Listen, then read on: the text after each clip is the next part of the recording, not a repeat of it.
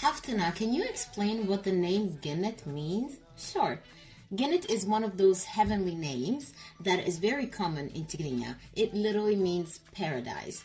Other female names with a similar meaning are Ariam, which has Ge'ez origin, and it means high, the highest place in the skies, the heavens. And when parents decide to name their daughter Ariam, they are giving thanks to God for this heavenly gift. Wait, we can't forget Adiam. Adiam and Ariam are similar in sound and meaning. Adiam means place, vicinity, wide territory, or dominion. Dominion, in its religious connotation, and mostly the reason why a lot of girls' name is Adiam, is the name of the dominion of angels.